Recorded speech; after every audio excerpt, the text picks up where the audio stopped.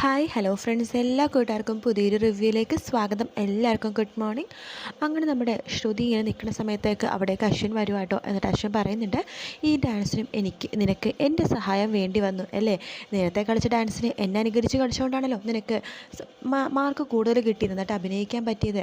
പക്ഷേ ഈ ഡാൻസ് നീ പകച്ചുപോയി. ആ സമയത്ത് ഞാൻ വന്ന് ഡാൻസ് കളിച്ചില്ലായിരുന്നെങ്കിൽ നിനക്കൊരിക്കലും പെർഫോം ചെയ്യാൻ പറ്റില്ലായിരുന്നു. എന്നിട്ടും നീ ഒരു നന്ദി പോലും പറയുന്നില്ല എന്ന് പറയുമ്പോഴേക്കും ശ്രുതി ഒന്നും മിണ്ടുന്നില്ല. ആ സമയത്ത് അശ്വിൻ പറയുന്നുണ്ട്, എനിക്കറിയാം നിനക്ക് നന്ദി പറയണമെങ്കിൽ തലയിൽ കുറച്ച് തലച്ചോറെങ്കിലും വേണമല്ലോ, ബുദ്ധി അതുപോലും നിനക്കില്ല. നീ പറഞ്ഞല്ലോ എനിക്ക് മനസ്സില്ല എന്നൊക്കെ. ശരിയാ, എനിക്ക് മനസ്സുണ്ടാവില്ല, പക്ഷെ നിനക്ക് തലച്ചോറില്ല, ആലോചിക്കാനുള്ള ബോധവും ചിന്താഗതിയും ഒന്നും നിനക്കില്ല എന്ന് അശ്വിൻ പറയാട്ടോ. ആ സമയത്ത് സ്റ്റേജിലേക്ക് കയറിയിട്ട് അഞ്ജലി പറയുന്നുണ്ട്, അപ്പോൾ നമ്മുടെ ഡാൻസും പരിപാടിയൊക്കെ തീർന്നിരിക്കുകയാണ്. അപ്പോൾ നമ്മുടെ ആരാണ് വിജയി എന്നല്ലേ അറിയേണ്ടത്? ഇനി ചെക്കൻ്റെ വീട്ടുകാരാണോ പെണ്ണിൻ്റെ വീട്ടുകാരാണോ ജയിച്ചതെന്ന് നമുക്കറിയണ്ടേ? അപ്പോൾ അതിനു വേണ്ടി നമുക്കൊന്ന് കാത്തിരിക്കാം എന്ന് പറയുകയാണ്. അപ്പോൾ എല്ലാവരും വരുന്നുണ്ട്. ശ്രുതിയും അതുപോലെ തന്നെ അശ്വിനൊക്കെ അങ്ങോട്ടേക്ക് വരും കേട്ടോ.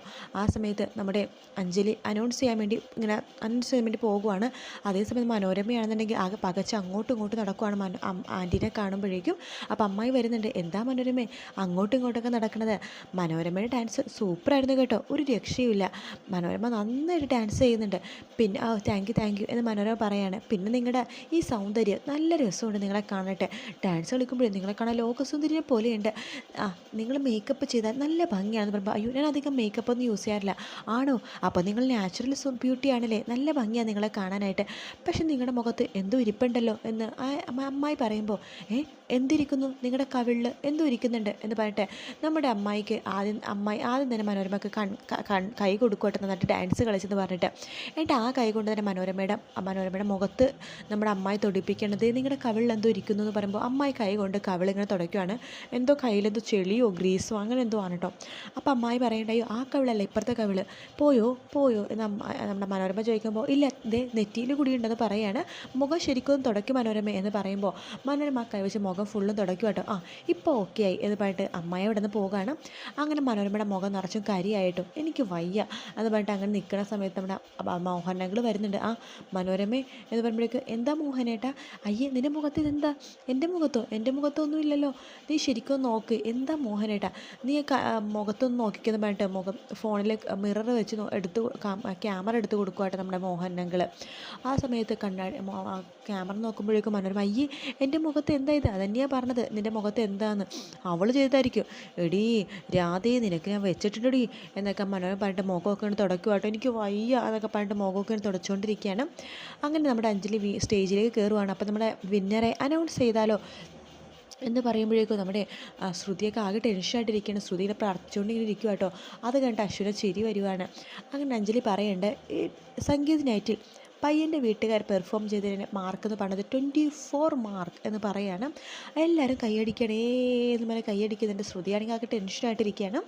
അതിനുശേഷം അഞ്ജലി പറയുന്നുണ്ട്, ഇനി വധുവിൻ്റെ സൈഡിലുള്ള മാർക്കാണ് പറയാൻ പോണത്. വധുവിൻ്റെ സൈഡിൽ നമ്മുടെ വധുവിൻ്റെ അനിയത്തിയായിട്ടുള്ള ശ്രുതിയും അമ്മായും മൊത്തം ഡാൻസ് കളിച്ചതിൽ അവർക്ക് കിട്ടിയിരിക്കുന്ന മാർക്ക് എന്ന് പറയുന്നത് 25 മാർക്ക്. അതായത് വരൻ്റെ വീട്ടുകാരെക്കാളും 1 മാർക്ക് കൂടുതലാണ് വധുവിൻ്റെ വീട്ടുകാർക്ക്. അതുകൊണ്ട് ഈ മത്സരത്തെ വിജയിച്ചിരിക്കുന്നത് വധുവിൻ്റെ വീട്ടുകാരാണ് എന്ന് പറയുമ്പോൾ ശ്രുതിയൊക്കെ കൈയടിച്ച് ഇരിക്കട്ടെ, എല്ലാവരും കൈയടിച്ചിങ്ങനെ പാസ്സാക്കുവാണ്. അങ്ങനെ നമ്മുടെ അശ്വിനും ഭയങ്കര സന്തോഷമാവുന്നുണ്ട്. അഞ്ജലി പറയുന്നുണ്ട്, അങ്ങനെ സമ്മാനം ഏറ്റുവാങ്ങാൻ വേണ്ടി ശ്രുതിനെ സ്റ്റേജിലേക്ക് വിളിക്കുകയാണ്. ഇതിൻ്റെ സമ്മാനമായിട്ട് നമ്മുടെ മുത്തശ്ശിയുടെ വക നടരാജ വിഗ്രഹമാണ് കിട്ടുന്നത്. ശ്രുതി വരൂ എന്ന് പറഞ്ഞിട്ട് ശ്രുതിനെ വിളിക്കുകയാണ്. ശ്രുതി ഭയങ്കര സന്തോഷത്തോടു കൂടി തന്നെ സ്റ്റേജിലേക്ക് പോകുവാണ്. എന്നിട്ട് പറയുന്നുണ്ട്, ചേച്ചി വാ ചേച്ചി എന്ന് പറഞ്ഞ് വിളിക്കുകയാണ്. പ്രീതി എന്ന് പറഞ്ഞിട്ട് എല്ലാവരും പ്രീതി എടുത്ത് പറയുന്നുണ്ട്. അങ്ങനെ പ്രീതി സ്റ്റേജിലേക്ക് പോകാൻ ശ്രുതി പ്രീതിനെ കെട്ടിപ്പിടിക്കുന്നുണ്ട്. അങ്ങനെ നമ്മുടെ മുത്തശ്ശിയുടെ കൈ കൊണ്ട് ആ നടരാജ വിഗ്രഹം നമ്മുടെ ശ്രുതിക്ക് കൈമാറുക കേട്ടോ. ശ്രുതി ഭയങ്കര സന്തോഷത്തിൽ നടരാജ വിഗ്രഹം വാങ്ങിച്ച് നമ്മുടെ പ്രീതിനെ കെട്ടിപ്പിടിക്കുകയാണ്. ശേഷം നമ്മുടെ ശ്രുതി പതുക്കെ അശ്വിൻ്റെ മുഖത്തേക്ക് ഇങ്ങനെ നോക്കുക കേട്ടോ. അശ്വിനും ശ്രുതിനെ തന്നെ നോക്കിക്കൊണ്ടിരിക്കുകയാണ്. ശ്രുതി ചിരിയോടുകൂടി തന്നെ ഒരു നന്ദി എന്ന രീതിയിൽ അശ്വിനെ തന്നെ നോക്കിക്കൊണ്ടിരിക്കുകയാണ്. അശ്വിൻ ശ്രുതിനെ തന്നെ കണ്ണെടുക്കാൻ നോക്കുകയാണ്. അവർ പരസ്പരം മുഖത്തോട് മുഖം നോക്കി ഇങ്ങനെ കണ്ണും നോക്കിക്കൊണ്ടിരിക്കുകയാണ്. ശ്യാം നോക്കുമ്പോഴേക്കും ശ്രുതിയുടെ നോട്ടം ഫുള്ളും അശ്വിനെ തന്നെയാണ് കേട്ടോ. അശ്വിൻ ശ്രുതിനെ നോക്കുവാണ്. അത് കാണുന്ന ശ്യാമിനാണെങ്കിൽ ആകെ ദേഷ്യം വരുന്നുണ്ട്. ശ്യാം ഒരിക്കൽ കൂടി ശ്രുതിയുടെ മുഖത്തേക്ക് നോക്കുന്നുണ്ട്. അതെ, ശ്രുതി അശ്വിനെ തന്നെ നോക്കിക്കൊണ്ടിരിക്കുകയാണെന്ന് ശ്യാമിനെ മനസ്സിലാവാണ്. ശ്യാം ദേഷ്യം കൊണ്ട് ആകെ ഇങ്ങനെ നിൽക്കുക കേട്ടോ. അതിനുശേഷം കാണിക്കുന്നത് നമ്മുടെ ശ്രുതിനെയാണ്. ശ്രുതിയാണെന്നുണ്ടെങ്കിൽ നമ്മൾ വീട്ടിലെത്തിയതിന് ശേഷം നമ്മുടെ നടരാജ വിഗ്രഹം മുഖക്കൊണ്ടിരിക്കുകയാണ്. ആ സമയത്ത് നമ്മുടെ പ്രീതി പറയുന്നുണ്ട്, എന്താ ഇത് സമ്മാനം കണ്ടിട്ട് നിനക്ക് കണ്ട് മതിയാവുന്നില്ലേ? അല്ല ചേച്ചി, ഞാനൊരു കാര്യം ആലോചിക്കുകയായിരുന്നു. എന്താ ആലോചിക്കുന്നത്? നിനക്കൊരു ടെൻഷൻ ഉണ്ടെന്ന് തോന്നണോ? ടെൻഷനോ? എനിക്ക് ടെൻഷനൊന്നുമില്ല. പിന്നെ നീ ഇതിന് ജിലേബി കഴിക്കണത് എന്ന് ചോദിക്കുമ്പോൾ ശ്രുതി വേഗം ജിലേബി മാറ്റി വെക്കുവാണ്. അതിനുശേഷം ശ്രുതി പറയുന്നുണ്ട്, അല്ല ഞാൻ എല്ലായിടത്തും നന്ദി പറഞ്ഞായിരുന്നു ചേച്ചി. നന്ദി പറഞ്ഞല്ലോ, അതിനിപ്പോൾ എന്താ? അല്ല, ഞാൻ ആരെയോ മറന്ന പോലെ തോന്നുന്നു. എല്ലാവർക്കും ഞാൻ നന്ദി പറഞ്ഞായിരുന്നു. ഓ എൻ്റെ ശ്രുതി, ഇത് വലിയ മത്സരമൊന്നുമല്ലല്ലോ എല്ലാവരെയും മാറി മാറി നന്ദി പറയാനായിട്ട്. നീ ഒരുവിധം എല്ലായിടത്തും നന്ദി പറഞ്ഞായിരുന്നു. അല്ല, ഞാൻ ആരോരുന്ന് വിട്ടുപോയി. ചേച്ചി ഒന്ന് ശ്രദ്ധിച്ച് കേട്ടെ, ഞാൻ അത് പറഞ്ഞ പോലെ ഒന്നും കൂടി പറയാം. ഈ ഡാൻസ് കോമ്പറ്റീഷൻ നടത്തിയ അഞ്ജലി മേഡത്തിനും അതുപോലെ തന്നെ സമ്മാനം തന്ന മുത്തശ്ശിക്കും ഈ കല്യാണ പെണ്ണായ എൻ്റെ ചേച്ചിക്കും ചേച്ചിനെ കല്യാണം കഴിക്കാൻ പോണ ആകാശ് സാറിനും രാമേട്ടനും എൻ്റെ അമ്മക്കും അച്ഛനും അമ്മായിക്കും എന്നൊക്കെ പറഞ്ഞിട്ട് എല്ലാവർക്കും നന്ദി. ഇതിൻ്റെ പേര് ഇങ്ങനെ പറഞ്ഞുകൊണ്ടിരിക്കുകയാണ്. എല്ലാവർക്കും നന്ദി എന്ന് പറയുമ്പോഴേക്കോ പ്രീതി പറയുന്നുണ്ട്, എല്ലാ ശ്രുതി, നീ ഒരാളെ വിട്ടുപോയി, ഇമ്പോർട്ടൻ്റ് ആയിട്ടുള്ള ഒരാളെ വിട്ടുപോയി എന്ന് പറയുകയാണ്. അതാരാ ചേച്ചി? അശ്വിൻ സാറാ. അശ്വിൻ സാറില്ലെങ്കിൽ നിനക്ക് ഒരിക്കലും ഈ സമ്മാനം കിട്ടില്ലായിരുന്നല്ലോ. ഓ അങ്ങനെയൊന്നുമില്ല ചേച്ചി. അപ്പോൾ ചേച്ചി പറഞ്ഞത് എൻ്റെ ഡാൻസ് കൊള്ളില്ലായിരുന്നു, അശ്വിൻ സാർ കളിച്ചുകൊണ്ടാണ് നന്നായെന്നാണോ? അയ്യോ ശ്രുതി, അങ്ങനെയല്ല ഞാൻ പറഞ്ഞത്.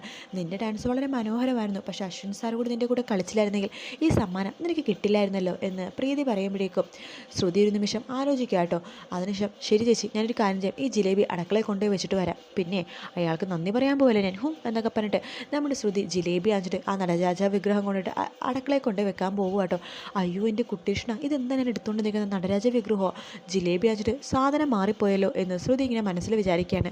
ശരിയാ ചേച്ചി പറഞ്ഞത്, ഞാൻ ശരിക്കും നന്ദി പറയേണ്ടത് അശ്വിൻ സാറിനോടായിരുന്നു എന്ന് പറഞ്ഞിട്ട് ശ്രുതി അവിടെ നിന്നിട്ട് ആലോചിക്കുക കേട്ടോ ഒറ്റയ്ക്ക് ഇരുന്നിട്ട്. അശ്വിൻ സാർ വളരെ നന്ദിയുണ്ട്, നിങ്ങൾ എൻ്റെ കൂടെ ഡാൻസ് കളിച്ചില്ലായിരുന്നെങ്കിൽ ഈ സമ്മാനം എനിക്ക് കിട്ടില്ലായിരുന്നു എന്ന് പറഞ്ഞിട്ട് ആ വിഗ്രഹം അശ്വിൻ്റെ നേരേക്ക് നീട്ടണ പോലെ അടുക്കളയിൽ ശ്രുതി ഇങ്ങനെ നീട്ടിപ്പിടിക്കുകയാണ്. ഞാൻ എന്തൊക്കെയാണ് പറയണത് എന്നൊക്കെ പറഞ്ഞിട്ട് നമ്മുടെ ശ്രുതി എന്ന നടരാജ വിഗ്രഹം അവിടെ വെക്കുക കേട്ടോ. ശേഷം മനസ്സിൽ വിചാരിക്കുകയാണ്, അതെ അശ്വിൻ സാറാം, അയാളോട് തന്നെ ഞാൻ നന്ദി പറയേണ്ടത്. അയാൾ ഒരിക്കലും എൻ്റെ കൂടെ ഡാൻസ് കളിച്ചില്ലായിരുന്നെങ്കിൽ ഒരിക്കലും ഞാൻ മത്സരത്തിൽ വിജയിക്കില്ലായിരുന്നു.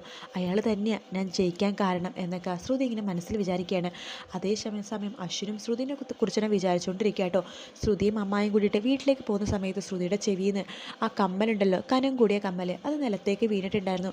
അത് അശ്വിൻ എടുത്തിട്ടുണ്ടായിരുന്നു. അങ്ങനെ അശ്വിൻ രാത്രി ആ കമ്മൽ ഇങ്ങനെ നോക്കിക്കൊണ്ടിരിക്കുകയാണ്. ശേഷം ശ്രുതിയുടെ കൂടെ ഡാൻസ് കളിച്ച കാര്യങ്ങളൊക്കെ ആലോചിക്കുകയാണ്. ശ്രുതിയും അശ്വിനെ കുറിച്ച് ആലോചിക്കുകയാണ്. അശ്വിൻ്റെ കൂടെ ഡാൻസ് കളിച്ച കാര്യമൊക്കെ ശ്രുതി ആലോചിക്കുക കേട്ടോ. അങ്ങനെ രാത്രിയാവാണ്. രാത്രിയാവുമ്പോഴേക്കും അഞ്ജലി നല്ല ഉറക്കമാണ്. ശ്യാം പതുക്കെ അഞ്ജലിയുടെ അടുത്തുനിന്ന് എഴുന്നേൽക്കുന്നുണ്ട്. അഞ്ജലി നല്ല ഉറക്കമായതുകൊണ്ട് തന്നെ ശ്യാം പതുക്കെ അലമാര തന്നിട്ട് ആ തേളുണ്ടല്ലോ, ആ തേളിനെ എടുക്കുവാണ്. എന്നിട്ട് ചിരിച്ചുകൊണ്ടിരിക്കുന്ന ഭാഗത്തോട് കൂടിയിട്ടാട്ടോ ഇന്നത്തെ എപ്പിസോഡ് തീരുന്നത്. വീഡിയോ ഇഷ്ടപ്പെട്ടെങ്കിൽ ലൈക്ക് ചെയ്യാൻ മറക്കരുത്, സബ്സ്ക്രൈബ് ചെയ്യാൻ മറക്കരുത്. സബ്സ്ക്രൈബ് ചെയ്യുമ്പോൾ തൊട്ടടുത്ത ബെൽ ബട്ടൺ ക്ലിക്ക് ചെയ്തിട്ട് അതിൽ ഓൾ എന്ന് പറഞ്ഞ നോട്ടിഫിക്കേഷൻ ബട്ടൺ ക്ലിക്ക് ചെയ്യണം കേട്ടോ. അപ്പോൾ മറ്റൊരു വീഡിയോ ആയിട്ട് വീണ്ടും കാണാം friends. Take care, bye bye.